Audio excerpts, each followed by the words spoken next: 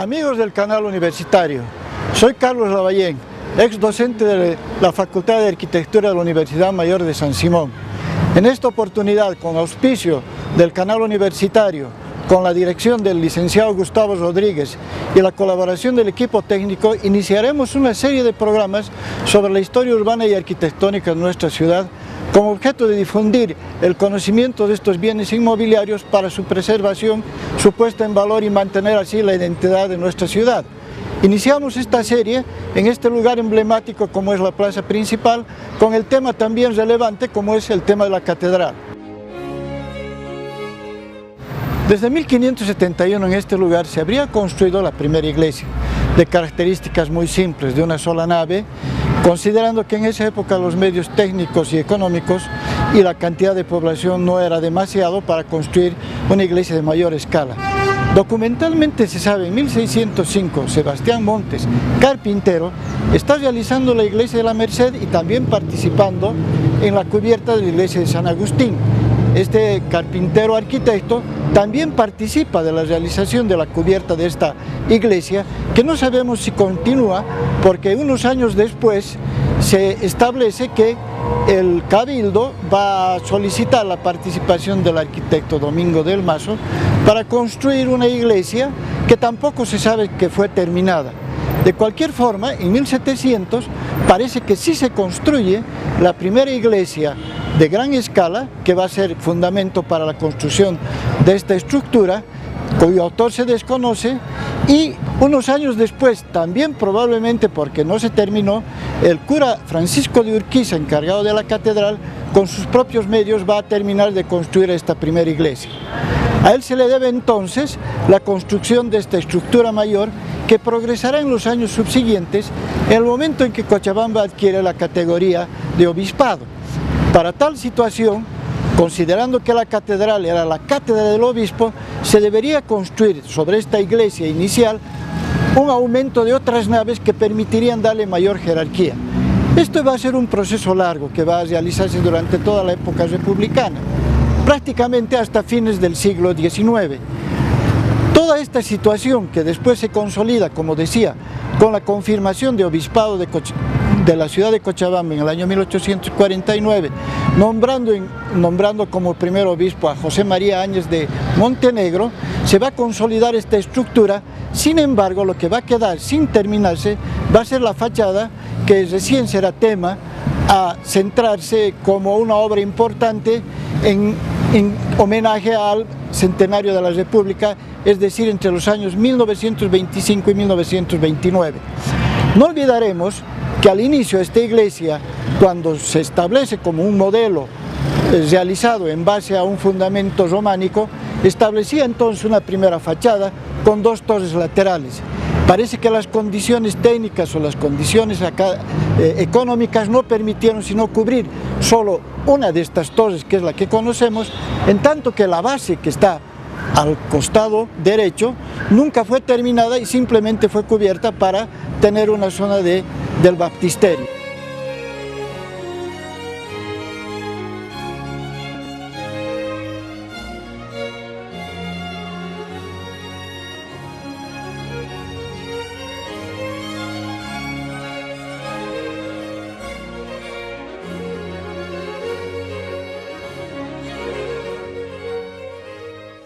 Una principal fachada hacia la calle Esteban Arce de carácter colonial, donde se observan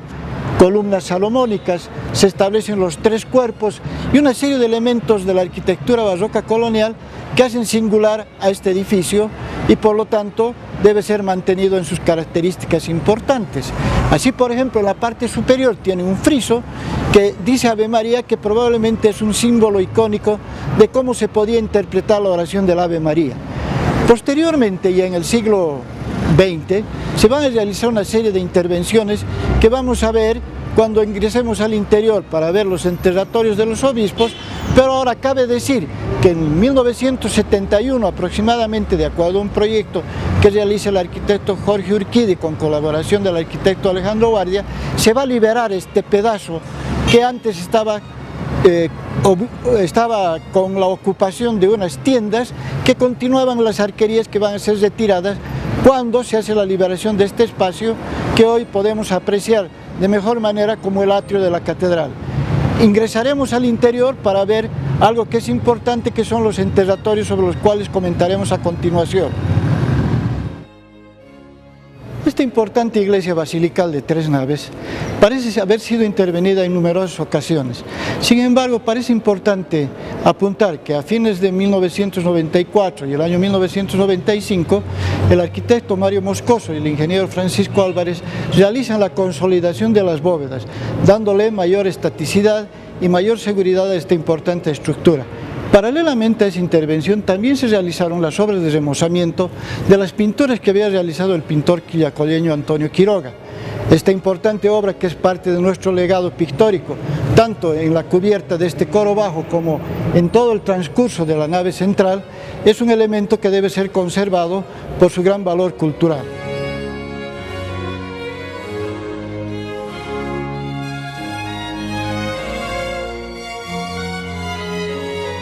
Pese a la previsión que hizo el mariscal Sucre en 1826 para impedir que se realicen los enterratorios al interior de las iglesias, por la categoría de catedral se permitió inhumar a varios de los obispos, entre ellos Jacinto Anaya, después tenemos a Niceto Alba, a Ángel María Ceballos y otros obispos que están en esta Santa Iglesia Catedral en homenaje precisamente a su rango eclesiástico. No hay que olvidar que también en esta iglesia se encuentra la urna que contiene los restos de Esteban Arce, y en la parte inferior existe una cripta de enterratorios por su categoría precisamente de catedral. Uno de los elementos importantes de la historia de la catedral es la construcción de su fachada que da a la plaza principal. Como sabemos, esta fachada estuvo inconclusa durante muchísimos años. A consecuencia de las festividades que se realizaron para el centenario de la República, se programó su construcción y su realización duró aproximadamente hasta 1929, con bastantes dificultades. Sin embargo, podemos decir que como era una obra que se realizaba dentro la corriente de la existencia de nuevos materiales, se va a realizar con bloques de cemento, tomando un modelo fundamentalmente románico, con un rosetón, arquerías de medio punto,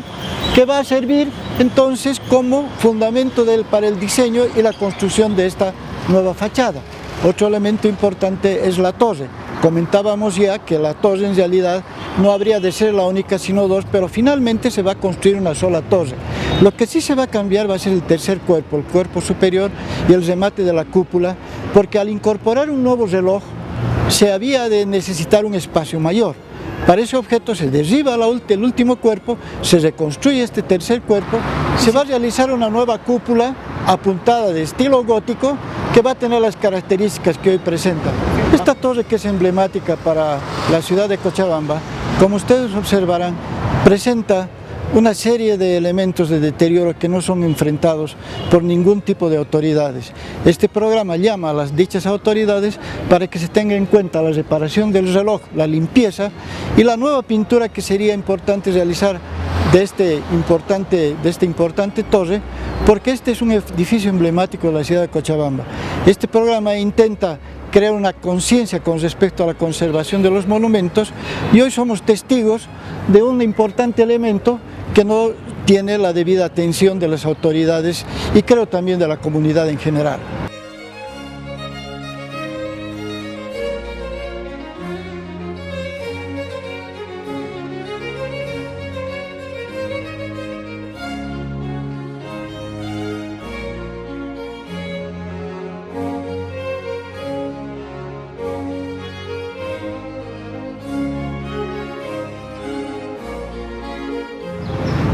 Para la historiación del edificio de la Farmacia Boliviana se ha consultado una serie de documentos que establecen la siguiente relación. En 1740 este lugar estaba ocupado por unas casas ruinosas de propiedad de las monjas de Santa Clara. El cura párroco de la iglesia de Sica se compra estas casas, las va a derribar y las va a construir. Para esta construcción, este mencionado religioso recurre a los fondos que le prestaba don Bartolomé Fiorilo Pérez, que era un personaje importante de la época colonial, y le va a dar 14.000 bolivianos que luego este cura que había construido estas nuevas casas, que en verdad no era una sino dos, no podía pagarle, le ofrece venderlas con un aumento de 8.000 pesos que acepta finalmente Bartolomé Fiorillo de Pérez. Estas casas que van a quedar en su propiedad, una vez que este benefactor, como es Bartolomé Fiorillo, se entera que se va a fundar posteriormente el convento de Santa Teresa, va a donar a esta entidad religiosa para que las monjas fundadoras que venían de Sucre puedan tener un alojamiento mientras se construya el edificio del convento y de la iglesia de Santa Teresa. Así va a suceder. En 1760 vienen las monjas fundadoras del convento de Santa Teresa y se alojan en esta casa, que no es precisamente la que estamos viendo, sino la que se había construido a fines del siglo XVIII. Las madres ocupan desde 1760 hasta 1767. Posteriormente, en 1784, van a rematar esta casa y la van a vender a varios postores. Entre ellos está Juan García Claros y Juan Carrillo de Albornoz, que finalmente es el que se adjudica la propiedad de este importante predio de la plaza. Quiere decir entonces que desde ese momento de propiedad de Juan Carrillo de Albornoz, que también será propietario de la casona que está frente al puente Cobija, se dice que este importante personaje va a alojar a Goyeneche en 1812, como lo va a expresar Vizcarra. En consecuencia, esta casa de gran valor histórico, que recién va a ser construida en 1886 por los nuevos propietarios, que es la familia Anse, que ya habían adquirido este predio en 1832, van a construir de acuerdo a la ordenanza que en 1863 se establece para porticar los 4 frentes de la plaza. A continuación veremos que este inmueble de valor histórico todavía mantiene el zaguán tradicional, el patio principal y también la escalera imperial. Para eso nos aproximaremos y tendremos algunas imágenes.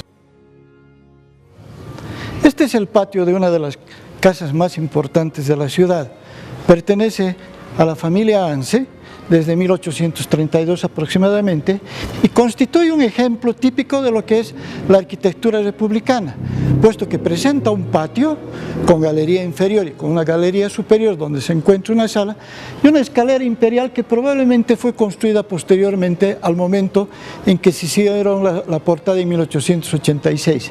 Este entonces constituye un elemento importantísimo del patrimonio cochabambino que debe ser mantenido y conservado por ser uno de los elementos de referencia modélica de las casas republicanas y que además en su interior aloja una gran cantidad de historia que, como hemos comentado, empieza desde la ocupación que tuvieron las monjas de Santa Teresa, posteriormente la compra que hacen Juan Carrillo de Albornoz, el alojamiento que seguramente le dan a Goyeneche en el año 1812, de tal manera que esta casa tiene como contenido grandes acontecimientos históricos por el que debe ser conservado.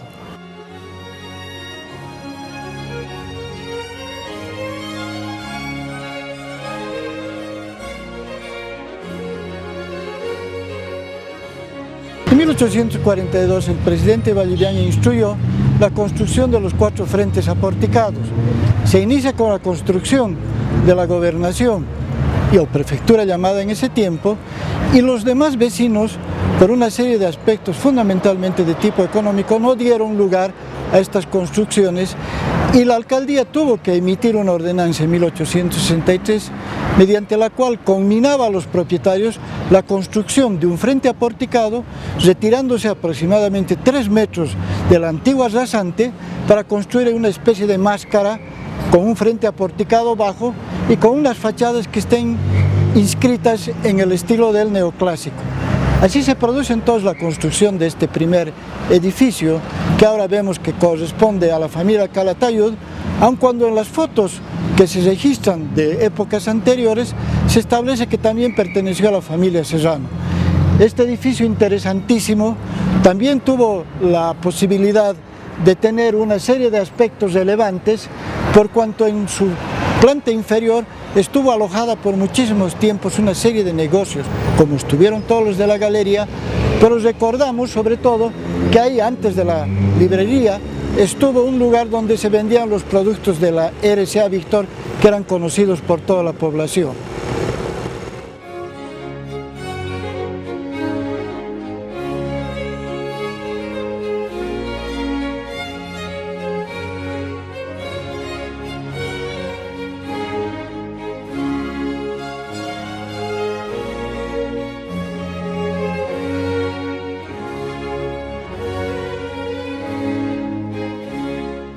segundo edificio que compone el frente oeste de la plaza,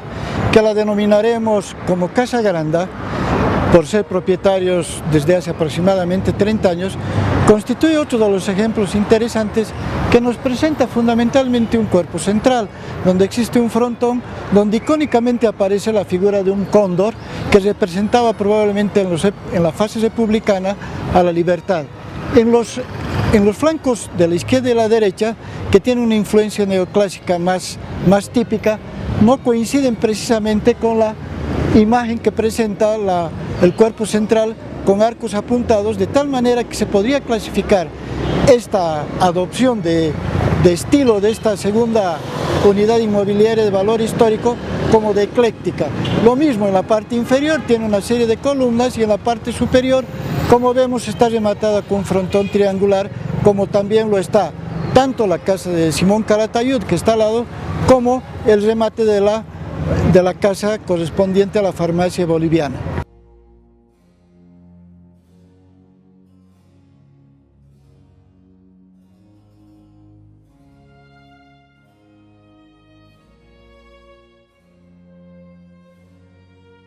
Una tercera unidad corresponde a esta vivienda que está enfrente, que presenta la particularidad de encontrar, como caso típico y probablemente de los pocos y singulares, que tiene un balcón corrido igual al edificio contiguo. De cualquier manera, los elementos que decoran esta tercera unidad inmobiliaria del frente oeste también están alineados, como se trata de la misma manera, en el siguiente edificio colindante que perteneció al Banco Nacional. Este elemento tiene un remate interesante, una especie de frontón con un sistema de vegetación y con un lateral basado en balaustres, que daba la característica y la sensación de alta jerarquía que tenía esta unidad por ser la sede del Banco Nacional, que se desarrolló precisamente a mediados del siglo pasado. Hoy cumple otras funciones. En este frente oeste de la galería se estableció en algún momento lo que fue el Café City, un lugar que anecdóticamente se puede decir que sirvió para el encuentro, para el diálogo que tuvieron entre el presidente Tito de Yugoslavia y el presidente Víctor Paz-Stensoro, que fueron a compartir en uno de estos ambientes cuando él hizo la visita en los años 60 a nuestra ciudad. Entonces, estos dos elementos que conforman parte de este gran conjunto de fachadas que hacen al frente oeste están alineadas todas ellas al lenguaje del tipo neoclásico, y probablemente este frente sea el que mejor mantiene el espíritu que se había propuesto darle el presidente Ballivián, de que la plaza tuviera un frente con arquerías y que pudiera representar un contexto muy diferente al que tenía en la época colonial, con viviendas modestas de altos y bajos. Este edificio perteneció al Cabildo en la época colonial. Desde allí gobernó Francisco de Viedma, y existen relatos que muestran inclusive algunos gráficos de cómo estaba constituido este local, que en la parte posterior tenía la cárcel. Por lo tanto, este es un edificio de alto valor histórico que se mantuvo aproximadamente hasta el año 1985,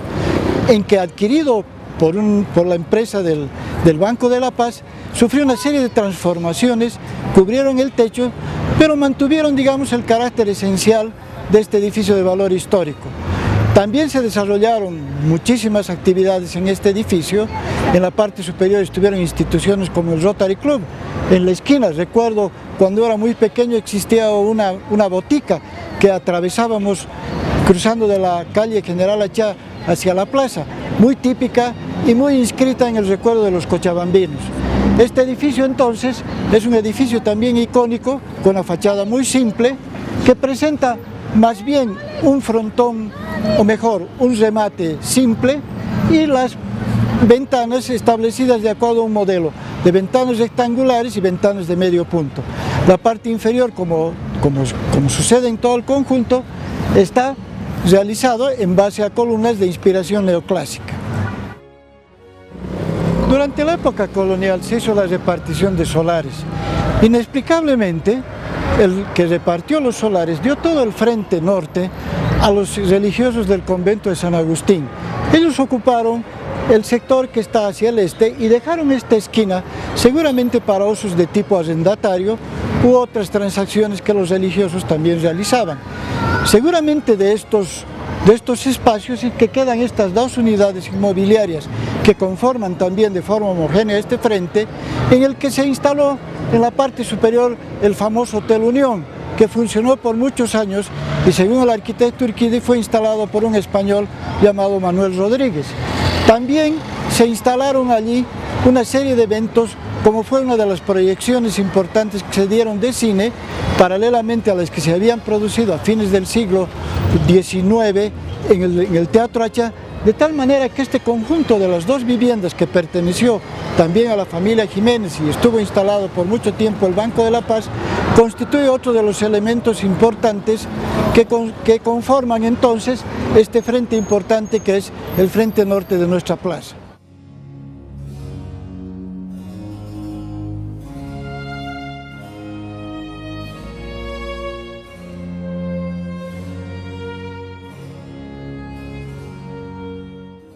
En 1826 el mariscal Sucre expropia a las órdenes religiosas varios de sus predios, entre ellos el del convento de San Agustín, y se destina entonces este local para la instalación de lo que podría ser la prefectura y posteriormente la gobernación, como conocemos hoy, y la policía que se va a consolidar en 1845. De cualquier manera, cuando llega el presidente Vallivian, establece la necesidad, como decíamos anteriormente, de cambiar la imagen de la plaza austera colonial por el de una plaza republicana de carácter neoclásico. Probablemente este es el primer edificio que se construye y seguramente inmediatamente después del mandato que hace el presidente Vallivian. Este conjunto entonces significa uno de los primeros símbolos, digamos, tanto de la ciudadanía en el aspecto político, porque en ella también se han realizado eventos importantes. No hay que olvidarse que como centro político ha sido escenario para las manifestaciones de todo tipo, como han sido las manifestaciones públicas, los homenajes que se han hecho, los discursos, la bienvenida que se le dio a Jaime Laredo en 1959 y sobre todo un evento importantísimo, la coronación que se hizo de doña Adela Zamudio en 1926, habiéndose establecido aquí enfrente de la prefectura una plataforma en la que se le coronó como reina frente a todo el pueblo después de haber realizado el acto académico en el Teatro Achá.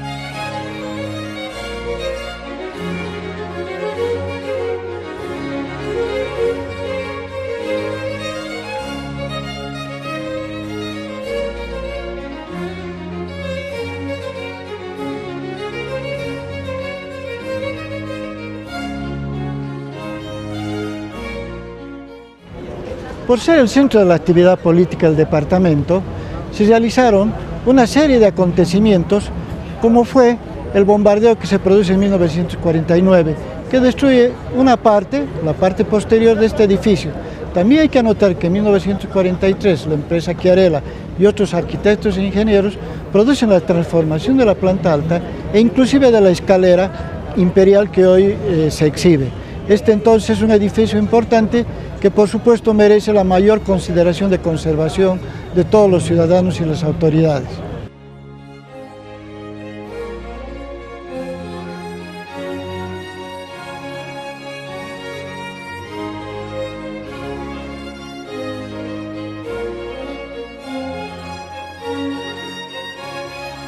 Este es el edificio del Consejo Municipal, instalando en los predios del antiguo convento de San Agustín en su parte frontal. La alcaldía, que funcionaba, o mejor el cabildo que funcionaba en la esquina del sector oeste, se traslada posteriormente a este lugar y desde allí realiza sus funciones de control urbano. En este edificio se han realizado múltiples funciones. Por ejemplo, en algún momento funcionó el registro civil. Allí se cumplieron las actividades mediante las cuales el público venía a enterarse en la esquina de esta plaza de una famosa cartelera que anunciaba las películas que se iban a exhibir en todos los cines.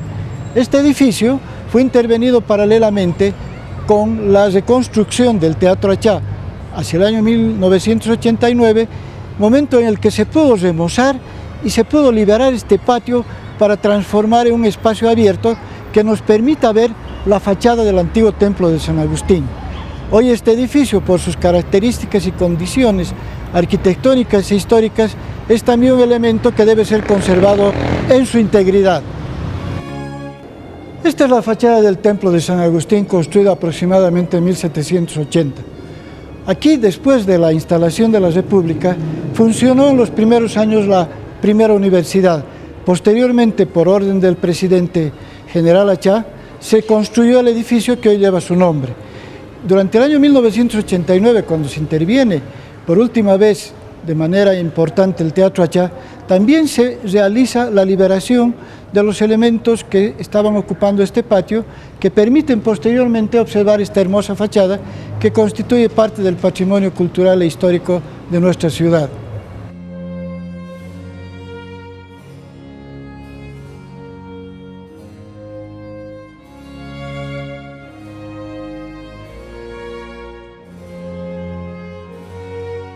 Este primer edificio del frente este era una casa republicana de 2 plantas. Pertenecía a la familia Velasco hasta principios del año 1900. Posteriormente pasa a propiedad de la familia Lavallén Velasco y se instala allí este dentista joven que había estudiado en Buenos Aires y allí va a ejercer su profesión por muchos años. Esta casa, después de su fallecimiento, hacia 1938, va a ser vendida a la familia Lepsen, unos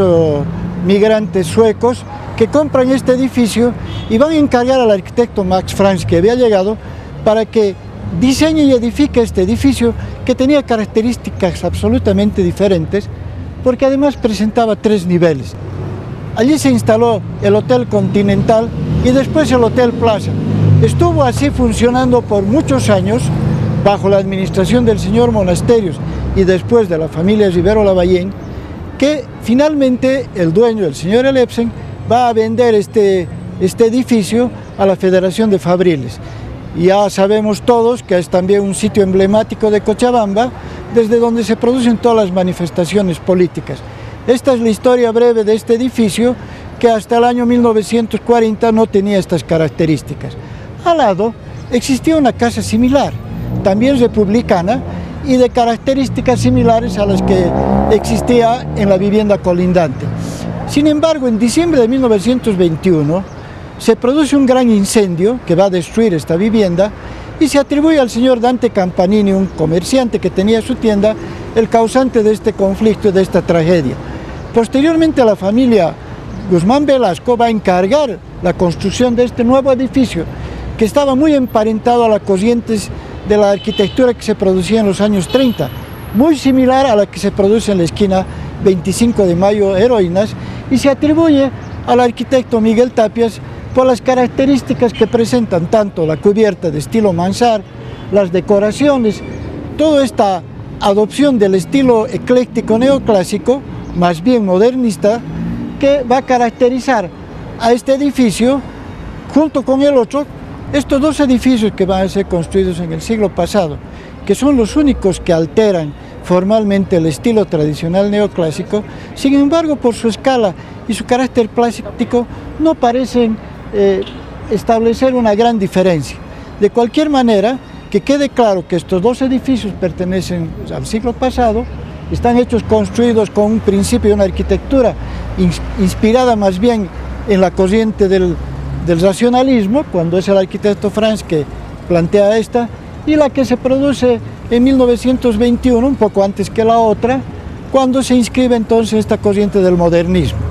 Ambas tienen que ser conservadas por ser elementos modélicos de nuestra arquitectura inmobiliaria y patrimonial, y hoy actualmente pertenece a la firma Bata, que mantiene en buenas condiciones este edificio.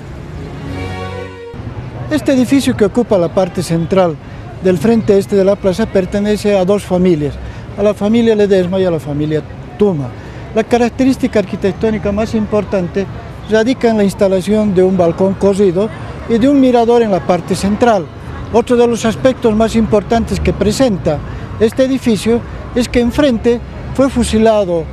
Mariano Antesana por orden de Goyeneche, en cuyo homenaje se ha ubicado una placa recordatoria que nos explica que este es un lugar que también debe tener consideración histórica por esta situación que nos lleva a recordar a los héroes del pasado.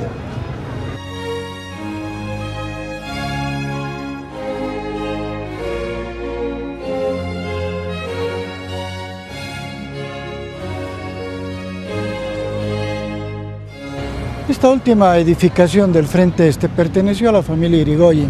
propietarios de la hacienda de Zarco. Esta familia aristocrática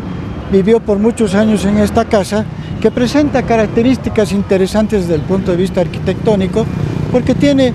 un frontón decorado con un tema vegetal, la parte de las ventanas con un sistema de celosías y finalmente en la parte inferior una serie de columnas que, como en todo el caso del Frente Este, está realizada en base al estilo jónico, es decir, sus capiteles realizados con volutas. Terminaremos diciendo que en el año 1940 y posteriormente en el 46 se realizaron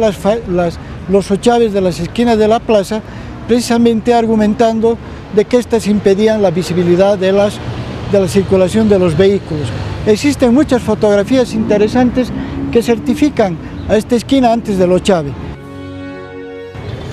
Queridos amigos, de esta manera hemos culminado con la breve historia de los edificios que conforman la plaza, con los objetivos de conservación que perseguimos. En próximos programas